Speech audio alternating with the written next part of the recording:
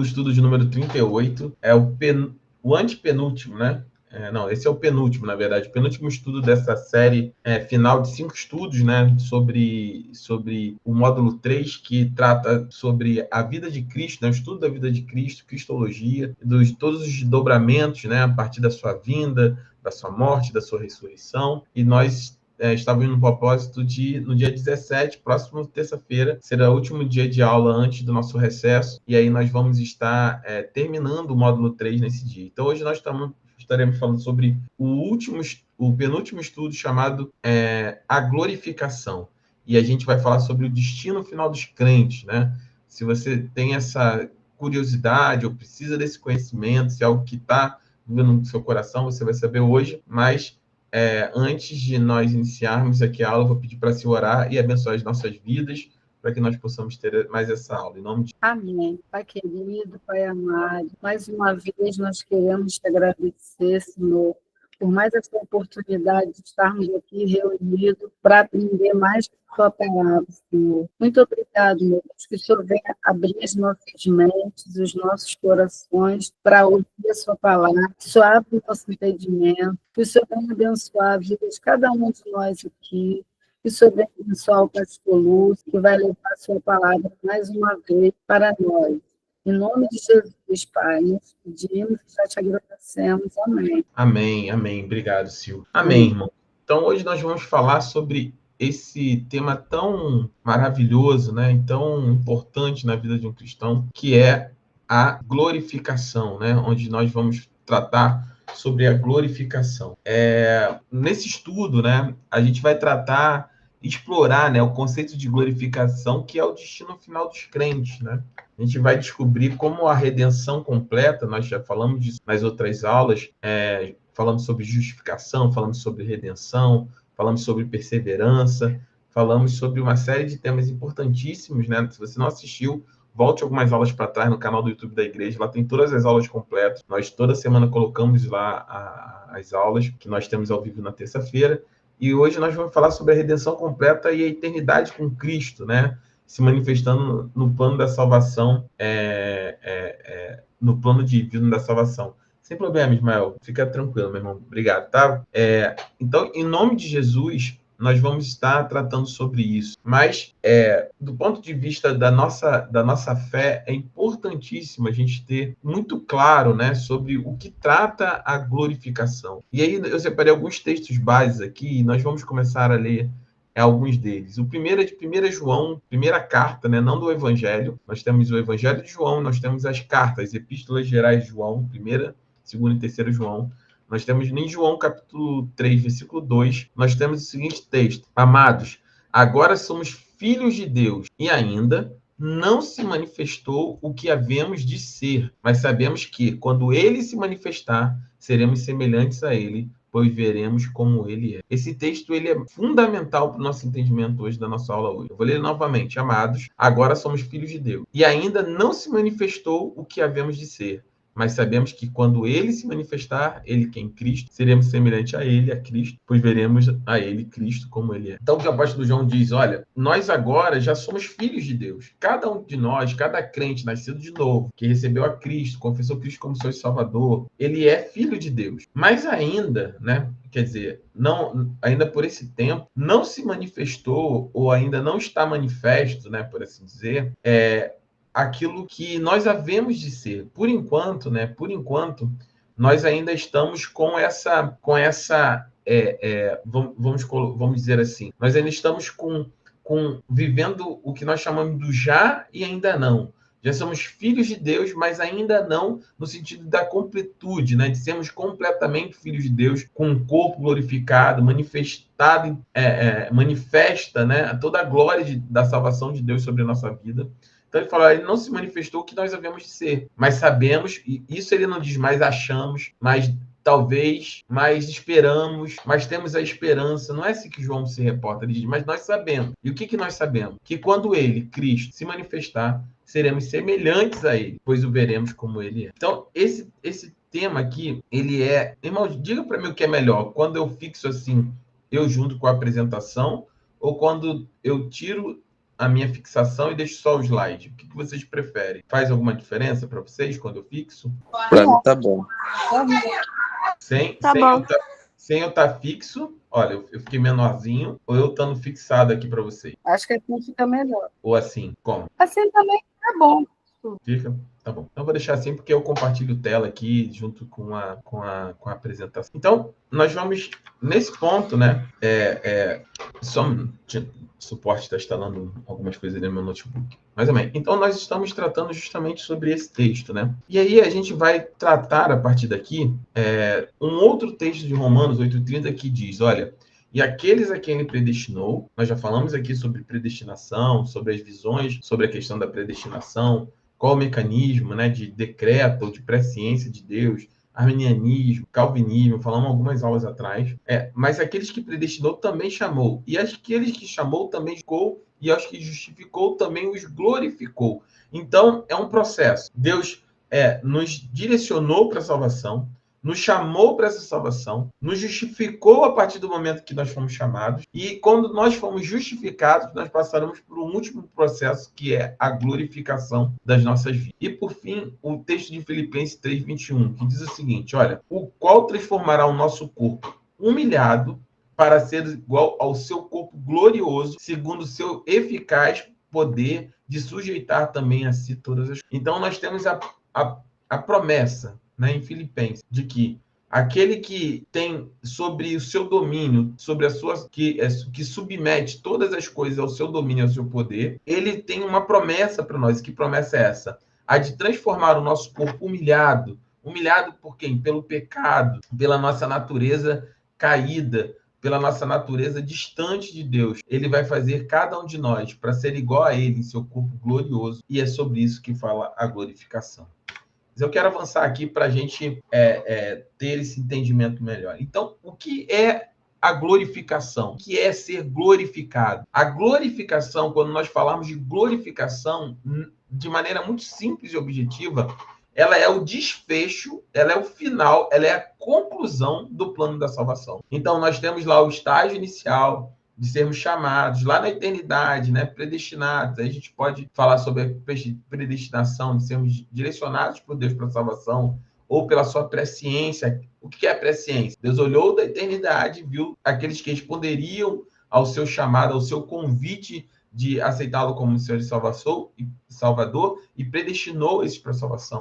Ou aqueles que, numa outra visão calvinista, que Deus decretou que seriam salvos. Eu não vou entrar nesses assuntos, é só para a gente estar. Pode voltar aqui também na Escola de Discípulos, tem lá no canal temas sobre isso.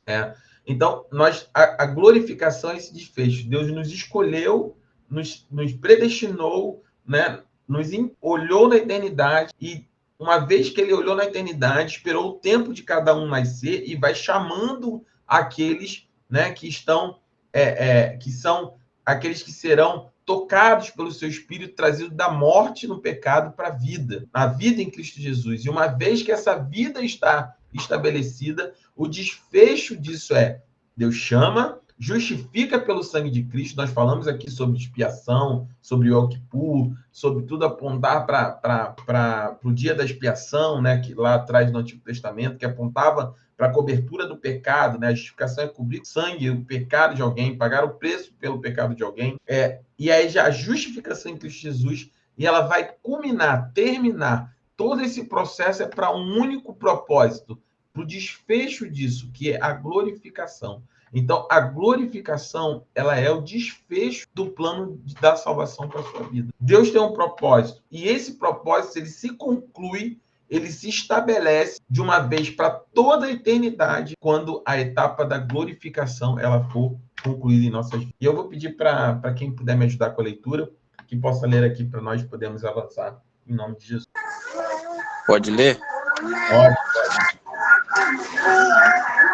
Estágio final da salvação. Transformação dos crentes para refletir plenamente a glória de Deus. 2 Coríntios 3:18. E todos nós que com a face descoberta contemplamos a glória do Senhor, segundo a sua imagem, estamos sendo transformados a glória cada vez maior, a qual vem do Senhor, que é o Espírito. Falando aqui nesse momento, Ezequiel, eu não sei se o Ismael está perto de você, se ele tiver e estiver ouvindo também, vai dar essa microfoniazinha. Tá mesmo. Só um minutinho. Que aí eu vou ler novamente. É para ler de novo? Amém. Amém. Não, tá tudo bem, deu para ouvir perfeitamente, mas é só para essa microfonia. Tá dando. A transformação dos crentes, né? O estágio final da salvação, então ela implica que é a transformação dos crentes para refletir plenamente a glória de Deus. Então, qual é o final de todo esse processo de salvação? O estágio final é a transformação dos crentes plenamente para a glória de Deus, ou seja, a glorificação dos crentes de Jesus. O apóstolo Paulo, em 2 Coríntios, ele trata ali todos nós que com a face descoberta, ou seja, contemplamos a glória do Senhor.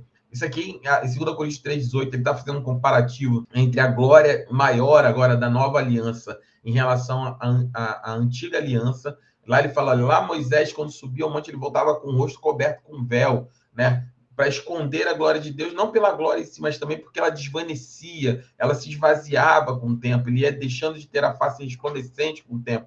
Mas ele fala, não, agora nós temos essa glória com a face descoberta, a gente não precisa esconder com medo de as pessoas perceberem que a glória se esvai, porque a glória que é manifesta na nova aliança, que é no poder do Espírito, ela não se esvai. O crente cheio do Espírito, ele pode ser cheio do Espírito todos os dias, de uma maneira muito clara. O que o apóstolo Paulo diz é, cada um de nós, diferente de Moisés, que foi uma vez ao monte da presença de Deus, uma vez que chegou à presença de Deus, em Cristo Jesus, cada um de nós podemos ir quantas vezes nós desejarmos e quantas vezes nós precisarmos até o monte da glória de Deus, até a presença de Deus, de maneira que você e eu podemos ir agora no nosso secreto, daqui a alguns minutos, após essa aula, amanhã, nós podemos estar constantemente na presença de Deus, porque Jesus estabeleceu um novo e vivo caminho. E uma vez que esse novo e vivo caminho foi estabelecido, nós não precisamos mais deixar a nossa face coberta, com medo de manifestar uma glória que se esvai, porque essa glória ela é eterna, ela é duradoura. Então, nós contemplamos com a face descoberta a glória do Senhor. Segundo a sua imagem, estamos sendo transformados com glória cada vez maior, a qual vem do Senhor, que é o Espírito. Repare que, lembra que nós falamos do processo da salvação, né? Repare que Jesus fala... e o apóstolo Paulo fala, de maneira muito clara, que essa transformação, né, segundo a sua imagem, estamos sendo transformados. Não é que fomos transformados, não é um processo concluído no tempo. Não, ele é um processo contínuo. A salvação, ela vai trabalhando nesse processo, vai trabalhando no crente. Por isso que nós não somos mais quem éramos. Hoje somos pessoas melhores do ponto de vista do relacionamento, da maturidade cristã com Deus, do que éramos há algum tempo atrás. E o ideal é que sejamos ainda melhores daqui a alguns anos. Por isso que um crente que não tem um crescimento, um amadurecimento, igual fruta mesmo, é amadurecimento de amadurecer mesmo, de madurar. Imagina você passa num lugar, você vê uma manga pendurada numa mangueira, aí passa lá, ela tá pequenininha, tá verde. Daqui a 3 anos você passa, tá a mesma manga lá, verde e pequenininha. Ela perdeu o seu propósito, tem algo errado com ela. E o cristão é a mesma coisa. Nós precisamos amadurecer, dar frutos, precisamos seguir o nosso propósito, mas isso é feito, ele está sendo transformado de glória cada vez maior. Tem pessoas que procuram a gente e falam assim, pastor, eu ainda tenho algumas dificuldades, pastora, eu tenho ainda algumas coisas que Deus precisa trabalhar, e a questão é, todos nós temos. Eu mesmo, depois de 25 anos de crente, eu ainda tenho muitas coisas que o Senhor precisa trabalhar na minha vida, com certeza. Mas, com certeza, muitas outras já foram superadas. Não são as primeiras coisas dos primeiros dias, são outras coisas, porque a vida ela é dinâmica, ela vai mudando, eu estou ficando mais maduro, estou tendo problemas diferentes, situações diferentes, e é normal. O que não é normal é você ter um crente que tem o mesmo problema há 20 anos, imaturo, não conhecedor da palavra, de ânimo dobre, como diz Tiago, que a vida oscila, né? Uma hora quer o Senhor, outra hora não quer o Senhor, fica nessa oscilação em relação a Cristo, e isso leva para algo muito objetivo, que é o que ele fala aqui, a glória cada vez maior. E como é que essa transformação com a glória vem? Né? Com essa glória cada vez maior. Segundo a sua imagem, estamos sendo transformados com a glória. E como é que essa transformação vem? Como é que essa glória cada vez maior vem? Ela vem do Senhor, o que é o Espírito. É da intimidade, é do conhecimento, é do caminhar. Por isso que eu falo, e eu costumo sempre usar essa frase, né? Em Atos, né? Muitas vezes o evangelho é identificado como o caminho, aqueles que são do caminho. Já falei isso inúmeras vezes, já perdi as contas. E só existe uma forma de você caminhar o caminho, é caminhando por ele.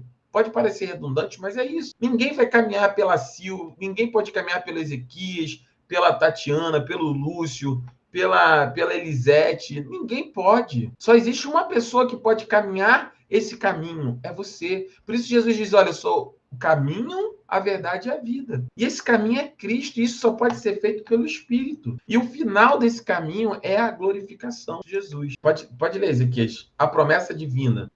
Posso sim, somente. Promessa divina. Seremos semelhantes a Cristo quando Ele se manifestar.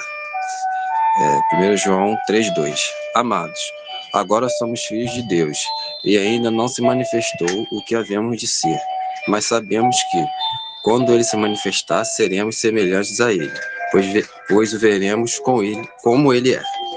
Bem, então essa promessa que nós lemos lá em 1 João 3,2 no início da aula. Nós seremos semelhantes a eles. Essa é a promessa. A glória de Deus, a manifestação da glória de Deus, ele vai nos transformando. Deus vai trabalhando na nossa vida de forma que no final disso a promessa é a glorificação. Por isso que nós temos certeza, a pessoa procura falar, pastor, eu estou com mais dificuldade. Meu irmão, continua caminhando.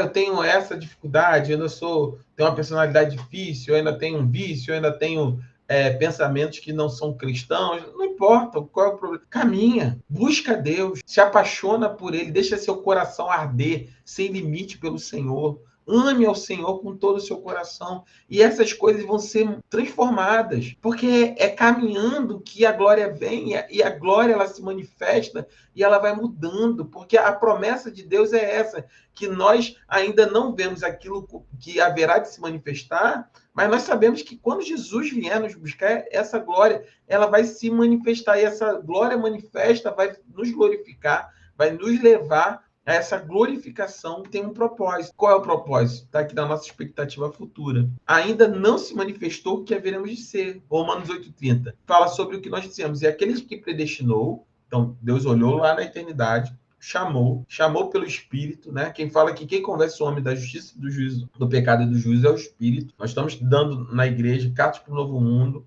Efésios, o livro de Efésios. Efésios fala muito claro sobre isso. O pastor Rodrigo pregou sobre isso. É pela graça. Não foi de graça e é pela graça. Pela graça. É o dom gratuito de Deus. Então ele chama, ele justifica, e uma vez justificado, você tem a certeza, meu irmão, que aqueles que estão em Cristo Jesus também serão glorificados para a honra e glória do Senhor. E aí eu quero mostrar para que vocês entendam qual é o desfecho de todo esse processo.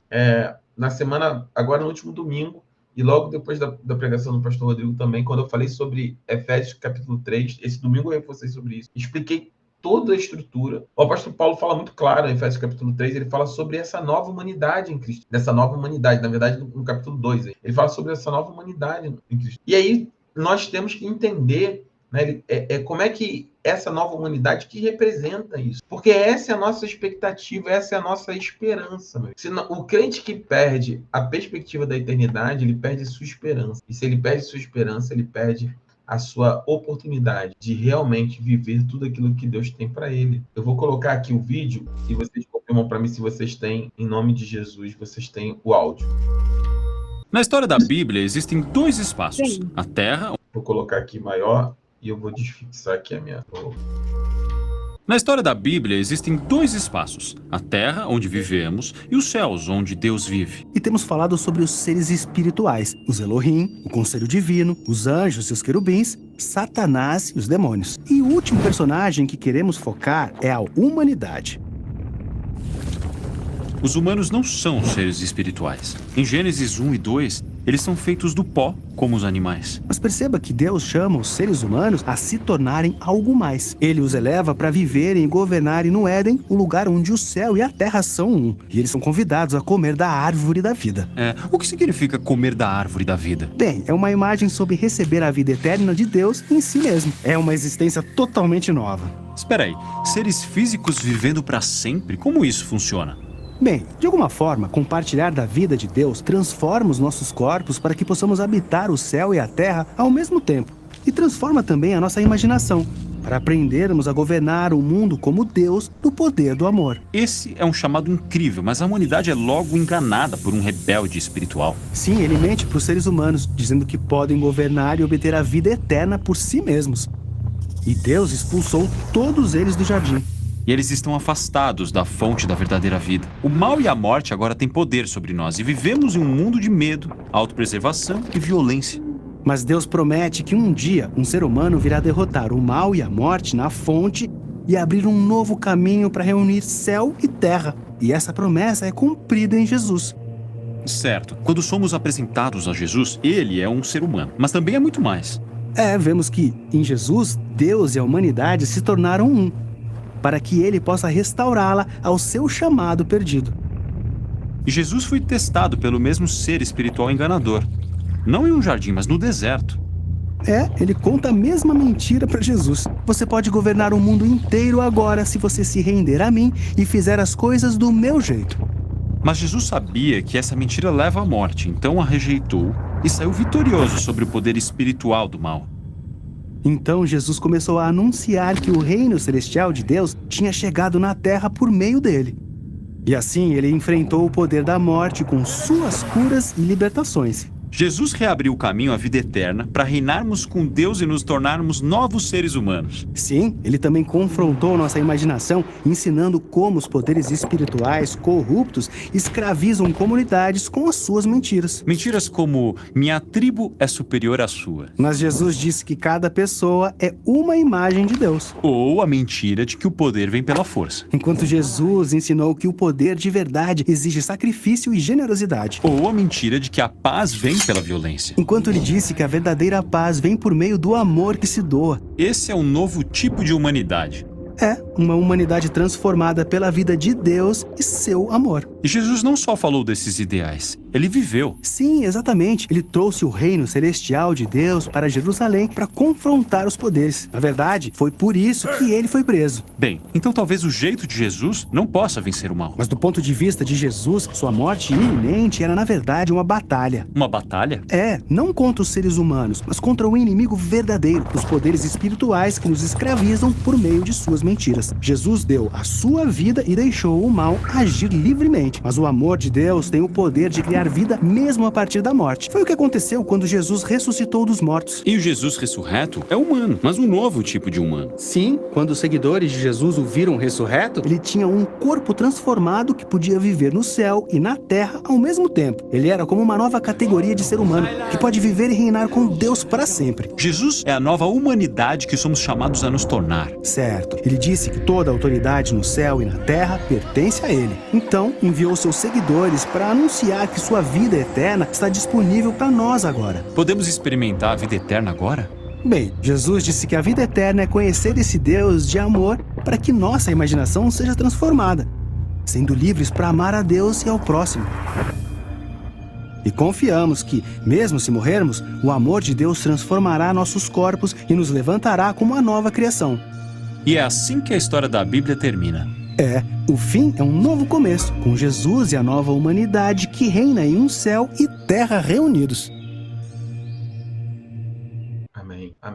Então fica muito claro, né, nessa apresentação aqui, né, no vídeo, qual é o propósito, né? Qual é todo o processo da história daquilo que nós estamos vivendo. Tudo isso se trata de uma batalha, né, espiritual, cósmica, né, de poderes e potestades e o próprio Deus, né, para que seja estabelecida uma nova oportunidade e a libertação de uma humanidade caída, com o propósito da criação e do estabelecimento de uma nova humanidade. Uma humanidade que falhou será substituída por uma humanidade que não falhará mais porque foi comprada, remida no sangue do próprio Deus e que viverá eternamente com ele, agora num corpo glorificado, que será incapaz de pecar, de se rebelar de novo contra Deus, porque aquilo que fez com que isso acontecesse, que é a nossa carne, ela será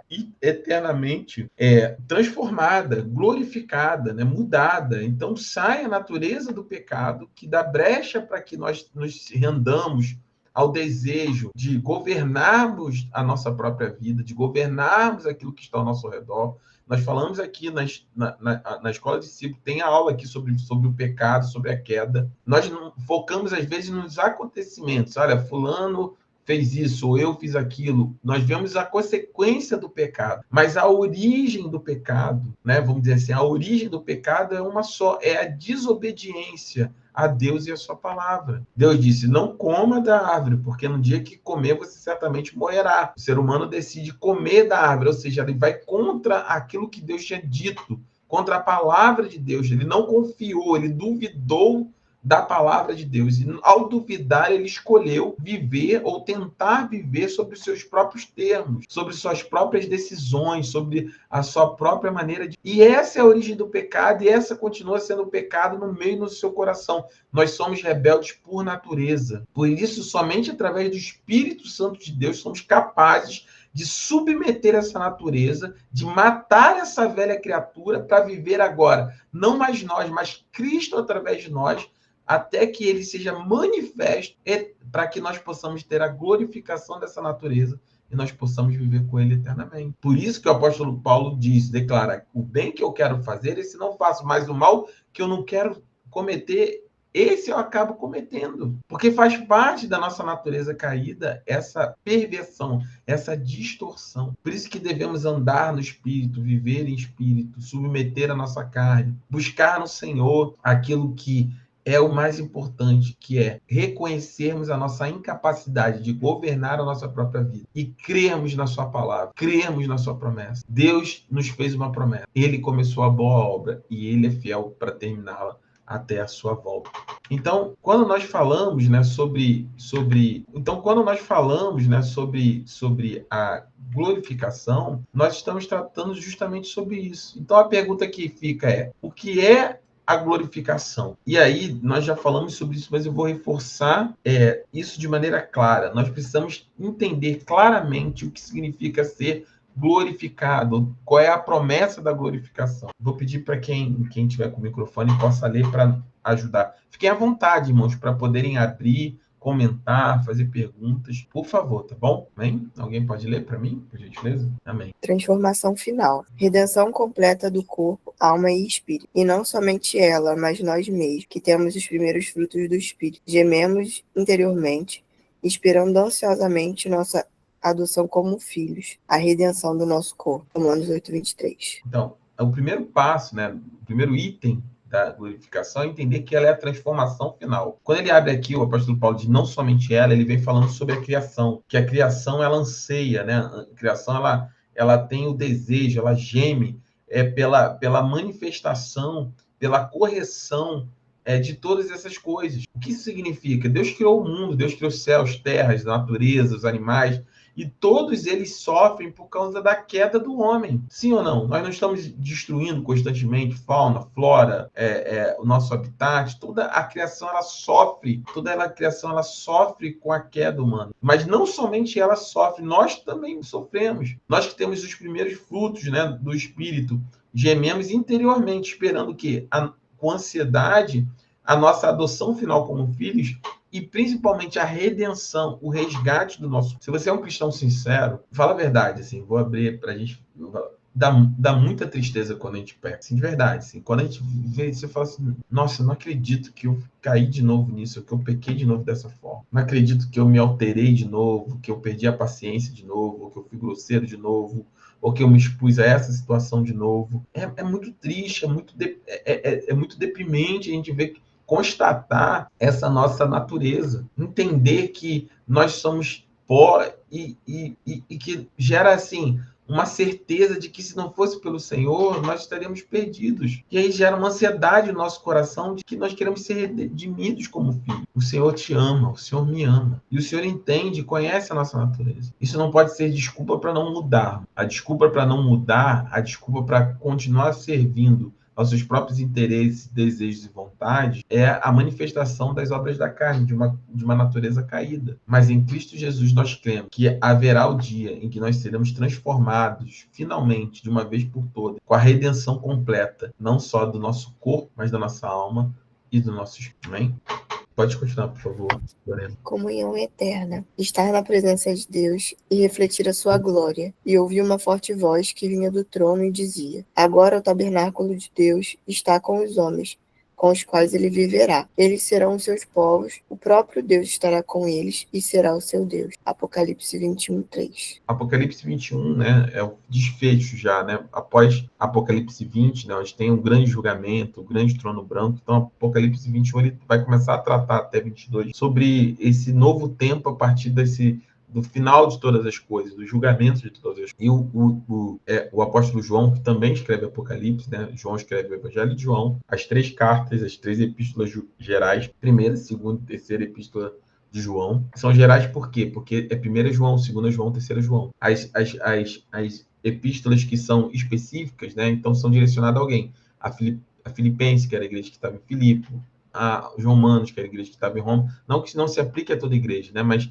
quando eles escreveram, eles direcionaram para essas igrejas nesses lugares. As epístolas que não têm o nome de uma cidade, aqui foi direcionada a toda a igreja, por isso são epístolas gerais. Então, o apóstolo João também então, escreveu o Evangelho de João, 1ª, 2ª e 3ª carta de João, escreveu o livro de Apocalipse. Ele relata, ele diz que após todas essas coisas, depois ele vê lá o julgamento, o grande trono branco, nós já estudamos isso aqui também na escola de discípulos. Ele diz que ele ouve uma grande e forte voz que vem do trono e diz: agora o tabernáculo de Deus está com os homens, com os quais ele viverá.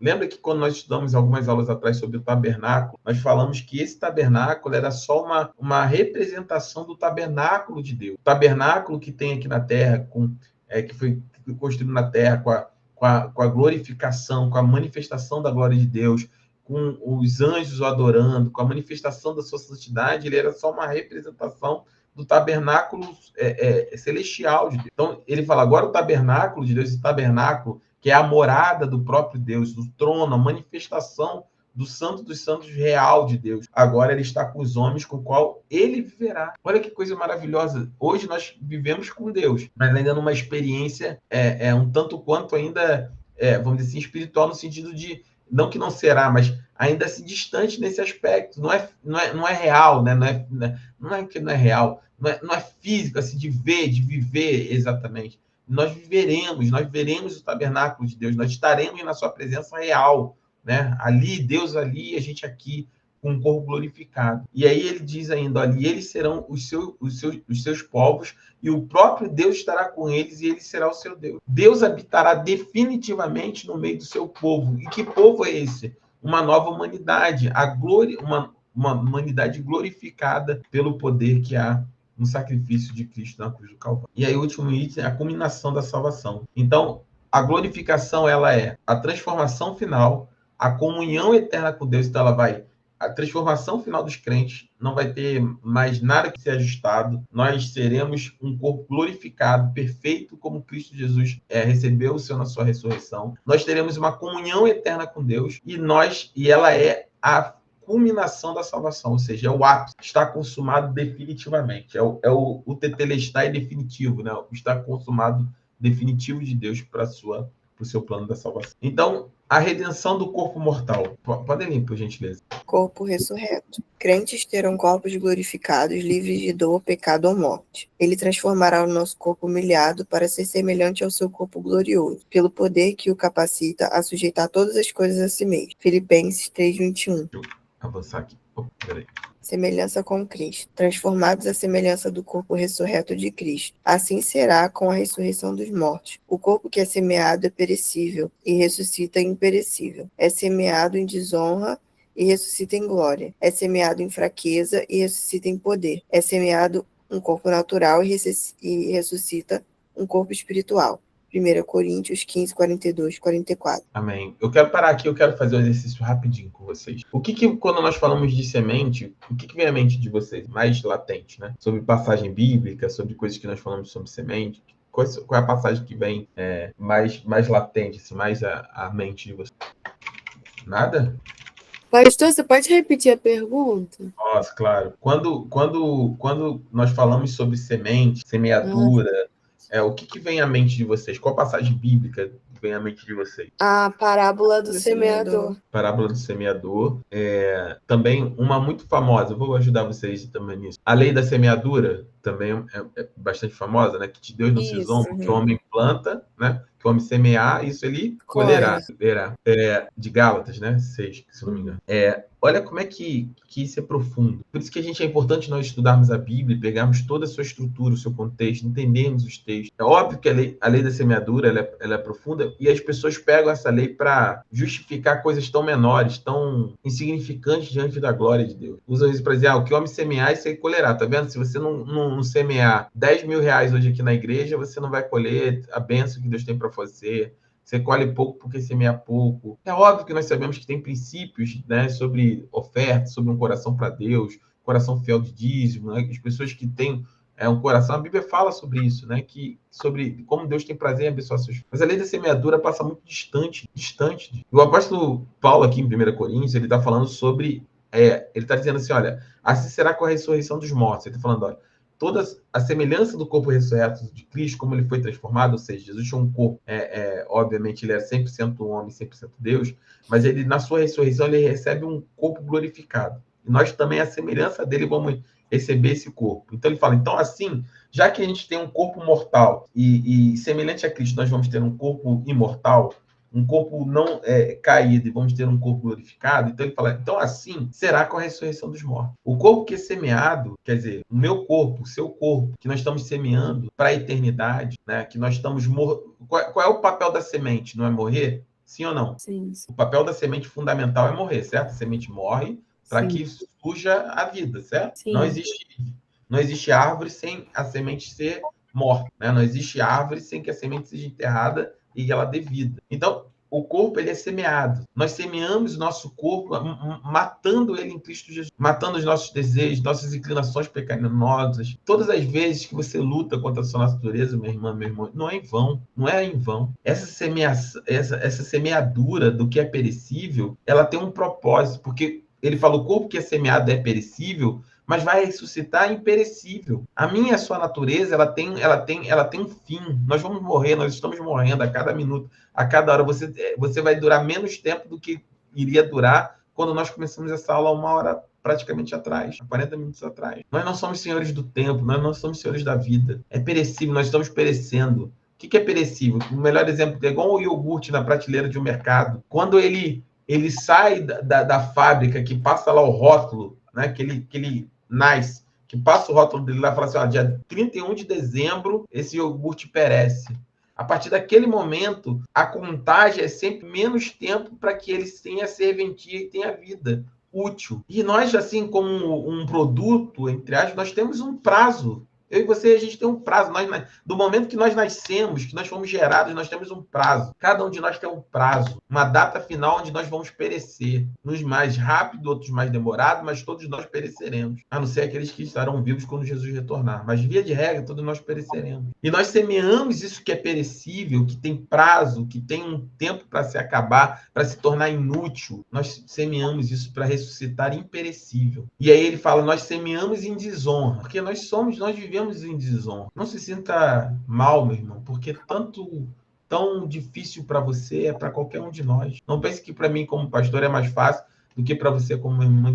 Nós temos dias difíceis. Então, levanta a sua cabeça, crê no Senhor Jesus, apruma o teu coração, porque é isso, é semear em desonra, é falar, Deus está aqui, Deus, mais uma vez eu envergonhei a sua presença, Deus, eu envergonhei o seu sacrifício, mas eu estou entregando aqui a minha desonra, crendo que eu vou ressuscitar em glória. E a gente semeia em fraqueza e para ressuscitar em poder. Somos fracos, somos pequenos, somos mortais, mas Jesus nos fez seus co-herdeiros, somos filhos de Deus agora. Agora o diabo e o pecado e a morte têm poder sobre nós, ainda tem, mas chegará o tempo que nós seremos poderosos em Cristo, governaremos ao lado do próprio Deus, seremos o seu povo e ele será o nosso Deus, viveremos no meio dele e ele viverá entre nós. Então nós semeamos um corpo natural, para que um dia nós tenhamos ressuscitados com um corpo espiritual. Essa é a nossa esperança. É isso que precisa arrepiar o seu corpo inteiro e você ter vontade de glorificar o nome do Senhor. E o que garante isso, para concluir o pensamento sobre a lei da semeadura, é isso. De Deus não se zomba. O que um homem semeia, ele vai colher. É Deus que garante a colheita. Você escolhe o que planta.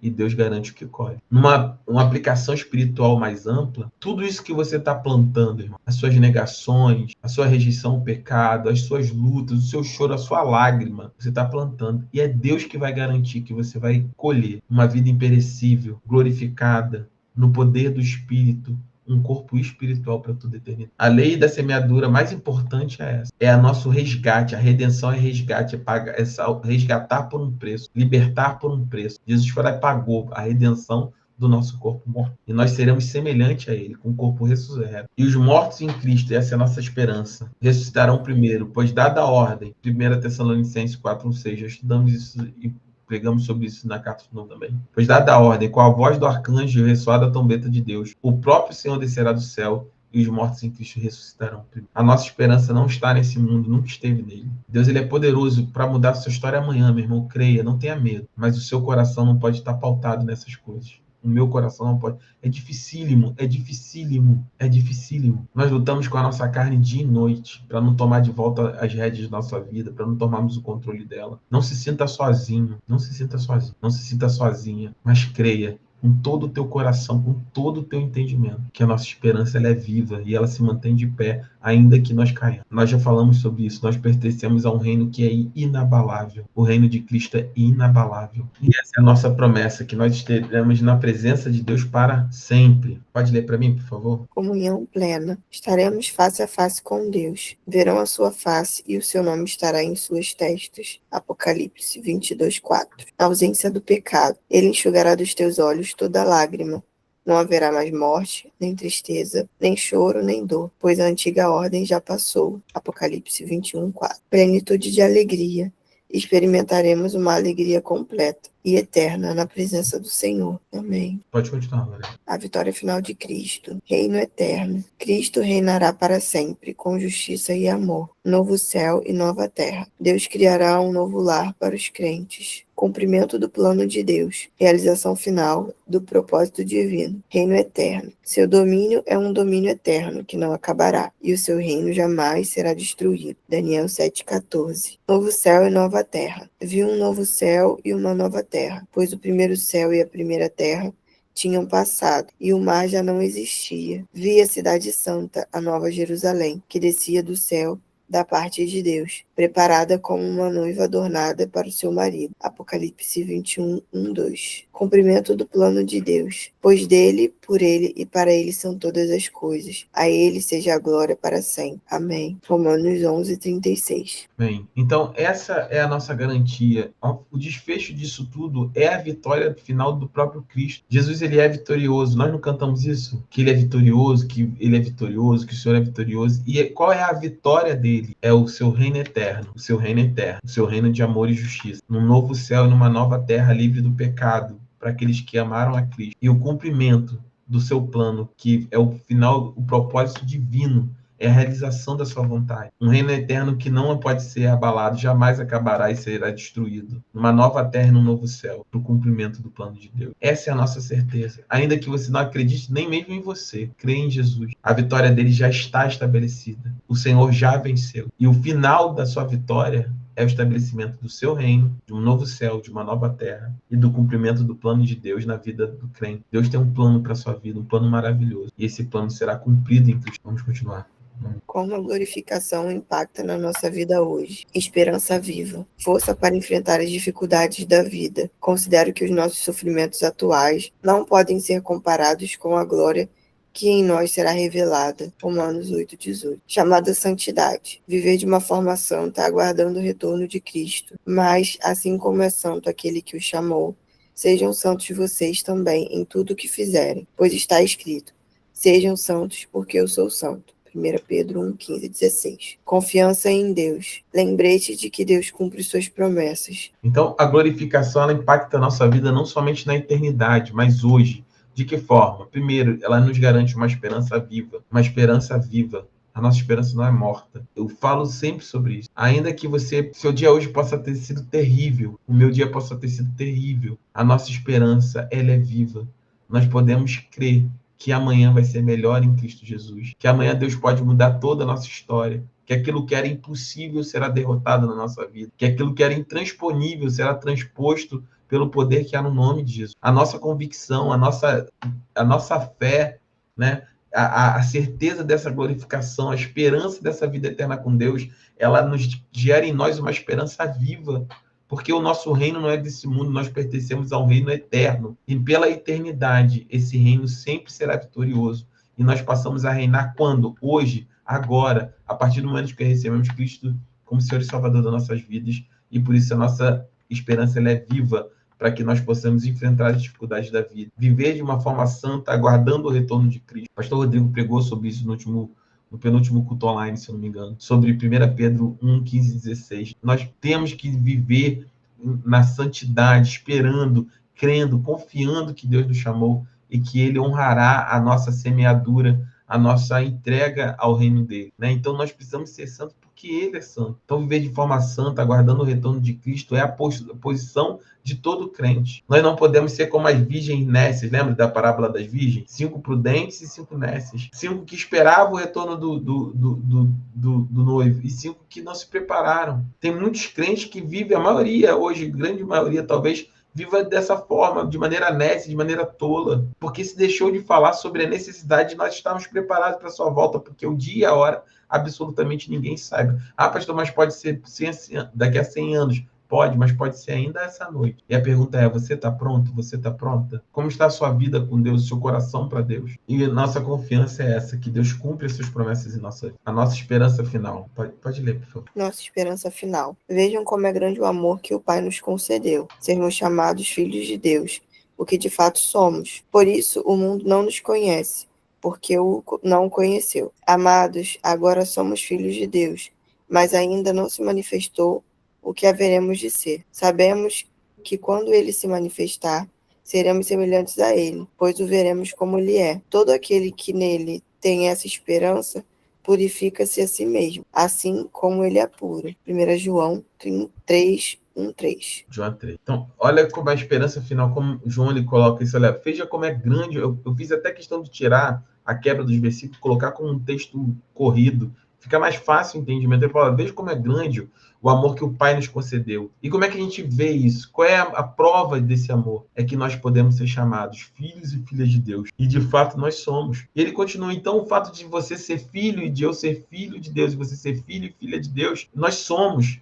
Isso tem um impacto imediato. E qual é esse impacto? O mundo não nos reconhece, porque também não reconheceu a ele. Por isso que eu vou tentar ser o mais didático em relação a isso. Imagina o seguinte, se você estiver andando na rua e vier do outro lado uma pessoa que você não conhece e ela estiver atrás de você, o que você vai fazer? Você vai estranhar, não vai? Por exemplo, todos nós estranharíamos. A questão, né, nesse aspecto quando nós não conhecemos, nós estranhamos, nós rejeitamos, nós julgamos, nós queremos distanciamento. Eu estava dando exemplo aqui da Sil andando, de uma pessoa andando, eu andando, qualquer um de nós na rua aqui, fomos perseguidos ou estivermos perto de quem não conhecemos, nós vamos ter exatamente essa sensação de rejeição, de desconfiança, de achar estranho, esquisito. E a mesma coisa, o mundo não conhece a mim e a você, o mundo não conhece a nós porque não conheceu ao nosso Pai, não conheceu aquele que nos chamou, não conheceu a Cristo, eles não reconheceram a Ele, não vão conhecer a nós. Por isso nós somos rejeitados, por isso nós somos tidos como esquisitos, como pessoas estranhas,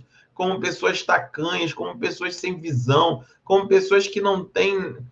que são uma regressão ao mundo tão maravilhoso, tão cheio de mudanças, que não consegue mudar a natureza humana. A natureza daquilo que nós vivemos em sociedade, ela é hipócrita, ela é distante. Vivemos um mundo de tantos avanços tecnológicos, as pessoas abrem as suas bocas para dizer, olha, nós vamos à estrela, vamos à lua, nós temos foguetes, temos a internet, temos inteligência, temos tudo.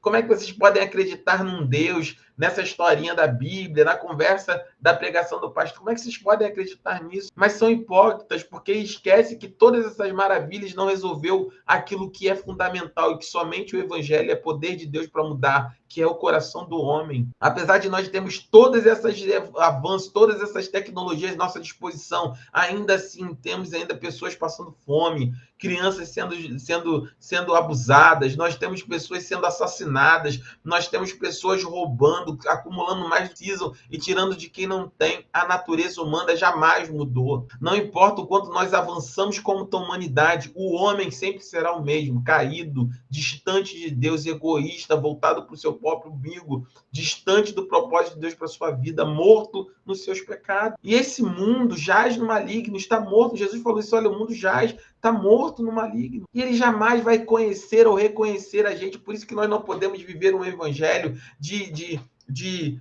conformidade com o mundo. Hoje a igreja se tornou um lugar onde nós tentamos acochambrar, passar o pano, melhorar o aspecto do evangelho. Não, olha, vem aqui, veja, você vem para a minha igreja, nós temos dancinha do TikTok, nós temos uma cantina que você pode tomar um cappuccino duplo. Não que essas coisas sejam problemáticas, podemos ter cafés e tudo isso, mas a mensagem do evangelho é: abandone o pecado, se arrependa. Sem Cristo você está morto, o destino final seu e meu é do inferno, é para o inferno. Não existe conciliação entre Deus e o homem a não ser Cristo Jesus. Essa é a mensagem do Evangelho. Não tem como nós florearmos essa mensagem. O Evangelho por si só, ele é conflitante, ele é agressivo nesse aspecto, porque ele necessita de mudança. O mundo nunca vai nos conhecer, não importa o quanto que você se esforce, não importa o quanto que você tente se moldar ao mundo, ser bem aceito por seus antigos amigos, para sua antiga estrutura social. Essas pessoas não vão reconhecer vocês, porque elas não reconheceram aquele que te chamou. E como é que vão reconhecer aquele que vive dentro de você? Porque ele é o mesmo que foi rejeitado. O Jesus que foi rejeitado 2000 anos atrás é o mesmo que vive dentro de mim e de você hoje.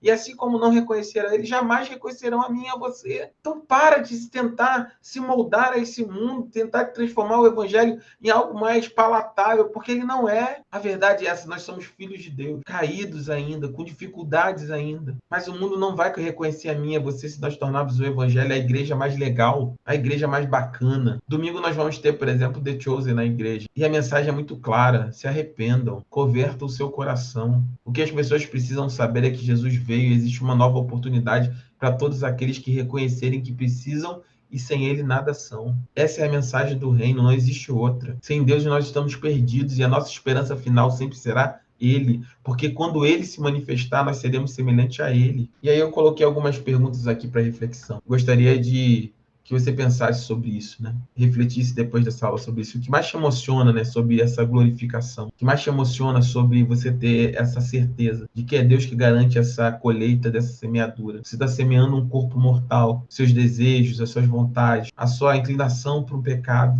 tendo que Jesus cuidará de você. Isso resultará numa glória que é eterna para ele e manifesta na nossa vida. E como você pode viver hoje à luz da esperança dessa glorificação? Não adianta só a gente olhar para o futuro, ela precisa ser manifesta hoje. Nós precisamos abandonar o pecado hoje, nós precisamos ter uma vida de santidade hoje, como o pastor Rodrigo pregou no culto online. Nós precisamos ser impactados. A igreja não pode ser um lugar que a gente vai falar somente sobre a sua capacidade de viver, a performance de Deus, os 10 passos para você ser muito mais legal. A igreja virou um lugar de cura emocional, de cura intelectual. Não é isso. A igreja não se propõe a isso. Não que não possa haver, mas o propósito da igreja não é esse. O propósito da igreja é mudança de paradigma, de pensamento, de conduta, de vida, na esperança de que seremos glorificados junto com ele no futuro. E para você, se você ainda não pensou sobre isso, eu gostaria que você pensasse. O que significa para você estar na presença de Deus para sempre? Não é agora, não é no próximo culto, é para sempre. Porque é isso que nós recebemos dele, é isso que está em jogo todos os dias na minha e na sua vida. Por fim, a glorificação, ele é o ápice, e ele vai trazer esses pontos. A esperança, que ela é viva e inabalável. A santidade, que precisa ser buscada diariamente na vida de cada um de nós. E por último, o nosso exercício diário de confiar nas promessas de Deus. Dos três, talvez pareça ser o mais fácil, né? A esperança, a santidade a confiança é a mais fácil. Não, eu confio no Senhor, é mentira. O nosso coração, ele é inclinado a desconfiar ou de não acreditar, ou de querer tomar para si, ou se auto-enganar de que nós sabemos aquilo que é melhor para nós, e isso gera desconfiança naquilo que Deus nos disse ou naquilo que Deus nos prometeu. O problema de Adão e Eva no paraíso, o pecado foi a falta de confiança em Deus e sua palavra. E confiança é o outro nome para fé. Confiança em Deus e sua palavra, de que aquilo que ele disse é a verdade e que aquilo que ele nos prometeu será cumprido. Confiança é a chave da vida cristã. Fé é confiança em Deus e sua palavra. E confiar nas promessas de Deus é a parte mais difícil, talvez a mais difícil. Porque quando perdemos a confiança, nós perdemos a esperança. E quando nós perdemos a confiança, nós não conseguimos viver em santidade. Porque sem confiança, nós tomamos novamente as rédeas da nossa vida. E as rédeas da nossa vida em nossas mãos nos levam numa única direção: a perdição eterna e o afastamento eterno. Que nós possamos crer na esperança que é viva, que nós seremos glorificados com Cristo Jesus e viveremos uma vida onde o próprio Deus cuidará de nós todos os dias da nossa vida. Não haverá choro, não haverá tristeza, não haverá dor, não haverá morte, não haverá mais afastamento, porque o Senhor nos resgatou, nos comprou, nos justificou, e Ele haverá de nos glorificar junto com Ele, para a honra e glória do seu nome. Amém? Jesus abençoe a sua vida, que você possa refletir sobre essa aula, que você possa aumentar a sua confiança no Senhor, a sua esperança no Senhor. Deus amou você, Deus amou a mim, e Ele tem um plano maravilhoso da nossa vida. E esse plano está em pleno andamento. Você ainda não é quem deveria ser, mas não é também mais quem você era. Creia no Senhor, confia nele com todo o seu coração, entrega a ele seus caminhos e tudo mais ele faz. Amém? Eu vou pedir em nome de Jesus para que a Lorena possa orar por nós, para nós encerrarmos nossa aula hoje, em nome de Jesus. Amém. Senhor, meu Deus, meu Pai, Senhor, nós agradecemos, Deus.